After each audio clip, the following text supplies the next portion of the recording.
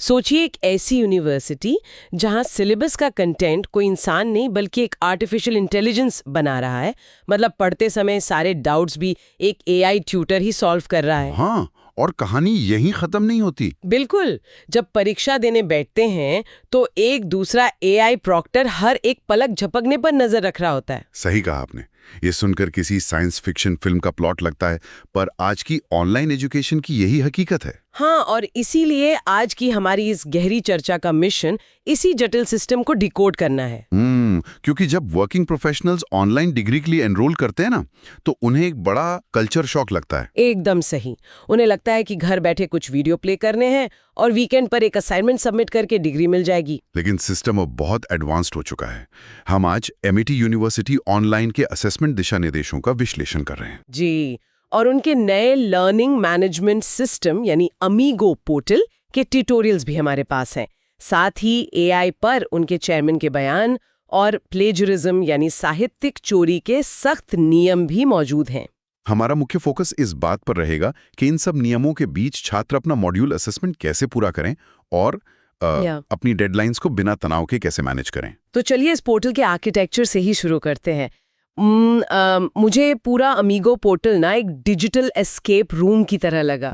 Digital escape room? अच्छा, वो कैसे? मतलब जब तक आप मौजूदा कमरे की पहेली नहीं सुलझा लेते, आप अगले कमरे में जा ही नहीं सकते। हमारे स्रोतों में 100% कंप्लीशन के नियम का काफी जिक्र है। हाँ, ये एस्केप रूम वाली बात बिल्कुल सटीक है। ये पोर्टल एक बहुत ही स्ट्रिक्ट सीक्वेंस फॉलो करता है। अच्छा। उदाहरण के लिए मान लीजिए एक कोर्स में 5 मॉड्यूल हैं। सिस्टम सीधे मॉड्यूल 2 या 3 पर जाने की अनुमति कभी नहीं देगा। मतलब मॉड्यूल 1 को पूरा करना ही होगा। बिल्कुल। और इस पूरा करने का मतलब सिर्फ वीडियो चलाकर छोड़ देना नहीं है। इसमें 2 बहुत महत्वपूर्ण हिस्से हैं। नीले आइकन और गुलाबी आइकन वाले हिस्से ना? हाँ, नीले आइकन वाले ई ट्यूटोरियल्स हैं और गुलाबी आइकन वाले टेस्ट योर अंडरस्टैंडिंग क्विज हैं। देखिए, ई ट्यूटोरियल्स तो समझ में आते हैं, वीडियो देखा और मार्क एज डन कर दिया।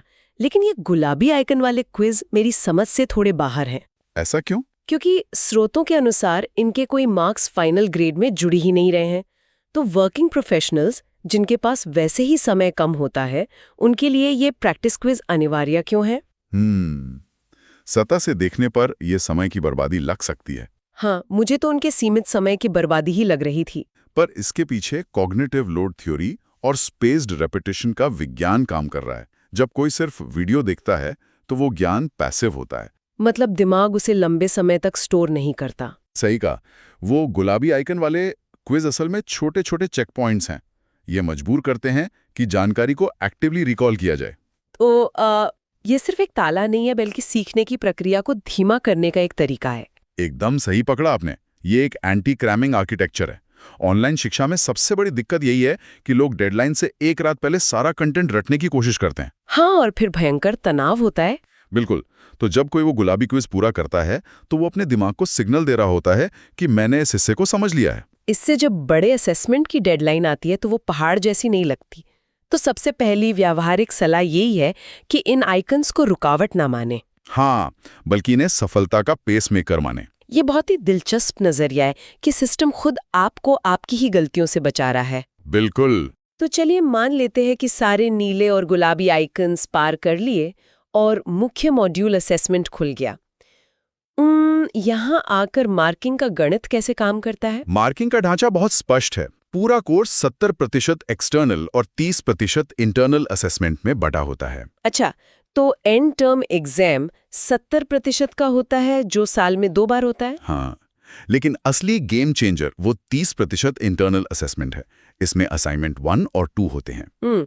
मैंने पढ़ा कि असाइनमेंट 1 5 मॉड्यूल असेसमेंट का मिला जुला रूप है। जी, हर एक मॉड्यूल असेसमेंट के लिए 30 मार्क्स निर्धारित हैं और पास होने के लिए कम से कम 30% यानी 9 मार्क्स लाना अनिवार्य है। और यहीं पर मुझे एक बहुत अजीब बात नजर आई। इन 30 मार्क्स के ऑनलाइन असेसमेंट के लिए पूरे 3 घंटे का समय दिया जा रहा है। हाँ, ये सुनकर थोड़ा अजीब लगता है। मतलब 3 घंटे? ये मुझे किसी मनोवैज्ञानिक जाल की तरह लगा। इसे देखकर तो कोई भी सोचेगा कि आराम से गूगल कर लेंगे। और इसे ही ओपन बुक इल्यूजन यानी खुली किताब का भ्रम कहते हैं। यहीं पर सबसे ज्यादा लोग मात खाते हैं। अच्छा, तो ये भ्रम कैसे टूटता है? जब 3 घंटे का समय दिखता है तो एक झूठा आत्मविश्वास आ जाता है। बिना तैयारी के लोग स्टार्ट अटेम्प्ट बटन पे क्लिक कर देते हैं।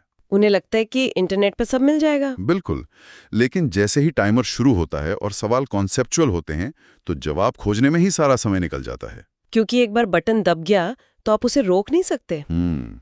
उल्टी गिनती शुरू हो जाती है, और अगर इंटरनेट टूट गया या बिजली चली गई तो भी सर्वर पर टाइमर चलता रहता है। अरे बाप रे, ये तो बहुत बड़ा रिस्क है। इसीलिए 3 घंटे जवाब खोजने के लिए नहीं है, वे सोचने और उत्तर को सही से स्ट्रक्चर करने के लिए हैं। तो यहाँ रणनीतिक सलाह ये होगी कि असेसमेंट को कभी भी लंच ब्रेक या सफर के दौरान फोन पर शुरू ना करें। एकदम सही। इसे तभी शुरू करें जब बिना रुकावट के 3 घंटे हों और सारा स्टडी मटेरियल तैयार हो। डेडलाइन की रात 11 बजे से शुरू करना बहुत बड़ी गलती हो सकती है। मतलब ओपन बुक का ये मतलब बिल्कुल नहीं है कि पढ़ना नहीं है, कम से कम ये पता होना चाहिए कि कौन सी जानकारी कहाँ है। बिल्कुल। यहाँ एक और बड़ा सवाल उठता है, जब ये असेसमेंट दिया जा रहा होता है तो क्या कोई निगरानी कर रहा होता है? स्रोतों में एआई के इस्तेमाल पर बहुत चर्चा है। जी, एमिटी ने एआई को बहुत गहराई से इंटीग्रेट किया है। यहाँ तक कि एआई फंडामेंटल्स का कोर्स भी सबके लिए अनिवार्य है। मुझे तो ये पूरा सेटअप ना गुड कॉप और बैड कॉप के खेल जैसा लगा। वो कैसे? देखिए, एक तरफ एआई वर्चुअल प्रोफेसर है जो सोक्रेटिक डायलॉग के जरिए मदद करता है, वो गुड कॉप हो गया। और दूसरी तरफ परीक्षा के दौरान एक एआई प्रॉक्टर है जो पूरी तरह से निगरानी करता है। ये बैड कॉप वाला रूप कैसे काम कर रहा है? ये तकनीकी एकीकरण का बहुत शानदार उदाहरण है। पहले गुड कॉप यानी एआई ट्यूटर की बात करते हैं। ये कोई आम चैटबॉट नहीं है। मतलब ये सीधे जवाब नहीं देता? नहीं, सोक्रेटिक डायलॉग का मतलब है कि जब कोई डाउट पूछा जाता है तो ये एआई उल्टा एक मार्गदर्शक सवाल पूछता है। क्या आप इसका कोई व्यवहारिक उदाहरण दे सकते हैं? मान लीजिए किसी ने पूछा कि मार्केटिंग में 4 P's क्या होते हैं, तो एआई सीधे जवाब देने के बजाय कहेगा कि सोचिए अगर आप नया प्रोडक्ट लॉन्च कर रहे हैं तो किन 4 बातों का ध्यान रखेंगे। अरे वाह, तो ये क्रिटिकल थिंकिंग विकसित करने का तरीका है, पकी पकाई जानकारी देने के बजाय सोचने पर मजबूर करना। बिल्कुल। और अब आते हैं बैड कॉप यानी एआई प्रॉक्टर पर। हाँ, उससे तो काफी डर लगता है सुनकर ही। वो परीक्षा की अखंडता बनाए रखने के लिए है। असेसमेंट के दौरान ये वेबकैम और माइक्रोफोन के जरिए लगातार मॉनिटरिंग करता है। मतलब आंखों की मूवमेंट और बैकग्राउंड का शोर भी पकड़ता है। और ये भी देखता है कि ब्राउजर पर कोई दूसरा टैब तो नहीं खोला गया। कुछ भी संदिग्ध लगने पर ये तुरंत लाल झंडा उठा देता है। ये तो सच में डराने वाला है। ऐसा लगता है सिर पर हमेशा एक रोबोटिक तलवार लटक रही है। डरावना है, पर कॉर्पोरेट दुनिया का भविष्य भी यही है। आज वर्कप्लेस में भी ऐसे टूल्स का इस्तेमाल हो रहा है। तो इससे बचने की रणनीति क्या होनी चाहिए? रणनीति ये है कि पढ़ाई के दौरान एआई ट्यूटर का जमकर इस्तेमाल किया जाए। जब सोक्रेटिक डायलॉग से कॉन्सेप्ट्स क्लियर हो जाएंगे तो प्रॉक्टर की निगरानी में घबराहट नहीं होगी। क्योंकि जवाब रटने नहीं पड़ेंगे। ये बहुत तार्किक अप्रोच है। परीक्षा लेने वाले एआई से डरने के बजाय पढ़ाने वाले एआई से दोस्ती कर लो। एकदम सही। लेकिन चलिए एक व्यवहारिक स्थिति की कल्पना करते हैं। महीने का अंत है, ऑफिस में भारी काम है और असाइनमेंट की डेडलाइन भी आ गई है। यहाँ अक्सर गड़बड़ होती है। हाँ, क्योंकि ऐसे में लोग शॉर्टकट ढूंढने लगते हैं। हमारे स्रोतों में third party assignment help websites का जिक्र है जो पैसे लेकर ओरिजिनल प्रोजेक्ट बनाने का दावा करती हैं। और यही ऑनलाइन एजुकेशन का सबसे खतरनाक जाल विषय होता है। क्योंकि प्लेग्युरिज्म यानी साहित्यिक चोरी की नीति में साफ तौर पर 0 टॉलरेंस लिखा है। बिल्कुल। 10% से ज्यादा समानता होने पर ही पेनल्टी शुरू हो जाती है। लेकिन सबसे खतरनाक लेवल 3 है, जहां 60% से ज्यादा प्लेजरिज्म पर सीधा रजिस्ट्रेशन रद्द हो सकता है। जी, ये करियर खत्म कर सकता है। अब मेरा सवाल ये है कि अगर वो वेबसाइट गारंटी दे रही है कि कंटेंट ओरिजिनल होगा, तो डेडलाइन के दबाव में एक बार ये रिस्क लेना क्या समझदारी नहीं है? सॉफ्टवेयर को कैसे पता चलेगा? ये सोचना कि असाइनमेंट खरीदकर एआई डिटेक्शन को चकमा दे देंगे एक बहुत बड़ी भूल है। अच्छा, सॉफ्टवेयर इतने स्मार्ट हो गए हैं क्या? बहुत ज्यादा। यूनिवर्सिटीज के प्लेजरिज्म और AI detection tools commercial tools से कहीं ज्यादा एडवांस्ड होते हैं। वो सिर्फ शब्द नहीं मिलाते।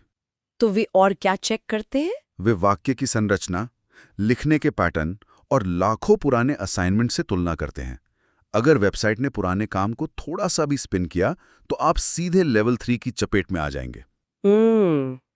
लेकिन मान लीजिए किसी तरह उस असाइनमेंट ने सॉफ्टवेयर को चकमा दे भी दिया, स्रोत सामग्री में फाइनल प्रोजेक्ट के लिए 85% ओरिजिनलिटी अनिवार्य बताई गई है, हाँ, ये 100 मार्क्स का प्रोजेक्ट होता है।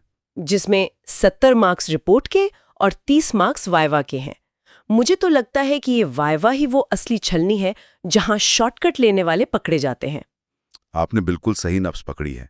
असली पकड़ उस 30 मार्क्स के वाइवा में ही होती है, क्योंकि उसमें सीधे प्रोजेक्ट से जुड़े सवाल होते हैं ना। जी। 6-6 मार्क्स के 5 सब्जेक्टिव प्रश्न। अगर किसी ने अपना प्रोजेक्ट खुद नहीं बनाया है तो सामने बैठा एक्सपर्ट जब गहराई से सवाल पूछेगा तो वो जवाब नहीं दे पाएगा। क्योंकि किसी और के लिखे शब्दों को सिर्फ पढ़ा जा सकता है, उन्हें महसूस नहीं किया जा सकता। बिल्कुल। अगर एक्सपर्ट ने पूछ लिया कि आपने यही खास रिसर्च मेथड क्यों चुना, तो सारी पोल खुल जाएगी। और तब वो 70 मार्क्स की शानदार रिपोर्ट भी शून्य हो जाएगी। एकदम सही। एक बार वाइवा में शक हो गया तो खेल खत्म। इसलिए चाहे कितनी भी हड़बड़ी हो, शॉर्टकट लेना कभी फायदेमंद नहीं हो सकता। तो ऐसे में व्यावहारिक रास्ता क्या है? अगर समय सच में कम है तो क्या करें? सबसे अच्छा रास्ता है कि इंटरनेट और एआई टूल्स का इस्तेमाल रिसर्च और आइडिया जनरेट करने के लिए करें, लेकिन लिखें अपने शब्दों में। और बाहरी स्रोतों का सही रेफरेंस दें। जी। सबमिट करने से पहले खुद ऑनलाइन प्लेजरिज्म चेकर्स का इस्तेमाल करें। अगर असाइनमेंट परफेक्ट नहीं भी है तो भी अपनी मेहनत के 15 मार्क्स लाना चोरी करके शून्य पाने से लाख गुना बेहतर है। बिल्कुल सही बात है। तो चलिए इस गहरी चर्चा से जो काम की रणनीतियां निकली हैं उन्हें समेट लेते हैं।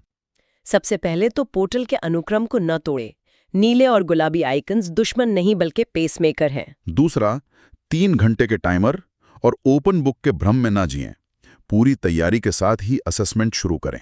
तीसरा, एआई ट्यूटर के सोक्रेटिक सवालों से भागे नहीं, उनका इस्तेमाल क्रिटिकल थिंकिंग बढ़ाने के लिए करें। और सबसे जरूरी बात, किसी भी हाल में थर्ड पार्टी असाइनमेंट या कट कॉपी पेस्ट का शॉर्टकट ना लें। फाइनल वाइवा सब बेनकाब कर देगा। ये वो नियम है जो किसी भी वर्किंग प्रोफेशनल को एक सुरक्षित ऑनलाइन लर्निंग अनुभव दे सकते हैं। पर इन सब के बीच मेरे दिमाग में गहरा विचार आया है। वो क्या? जरा सोचिए, हम एक ऐसे इकोसिस्टम में हैं जहां एक एआई कोर्स बना रहा है, दूसरा एआई ट्यूटर बनकर पढ़ा रहा है, फिर एक तीसरा एआई प्रॉक्टर बनकर परीक्षा ले रहा है। हाँ, और एआई सॉफ्टवेयर ही प्लेजरिज्म भी चेक कर रहा है। बिल्कुल। जब इस पूरी चेन में तकनीक ही ज्ञान दे रही है और तकनीक ही उसे परख रही है, तो सीखने वाले इंसान की असली भूमिका क्या रह जाएगी? ये सोचने वाली बात है। क्या हम सिर्फ मशीनों के बीच डेटा ट्रांसफर का जरिया बन जाएंगे, या फिर इस स्वचालित दुनिया में हमारी मानवीय संवेदनाओं और मौलिक सोच का मूल्य पहले से कहीं ज्यादा बढ़ जाएगा? इसका जवाब तो हमें खुद खोजना होगा। बिल्कुल। ये एक ऐसा सवाल है जो किसी सिलेबस में नहीं है, पर इसके बारे में सोचना बहुत जरूरी है। आज के इस चर्चा में बस इतना ही। सीखते रहिए और सबसे अहम बात, सोचते रहिए।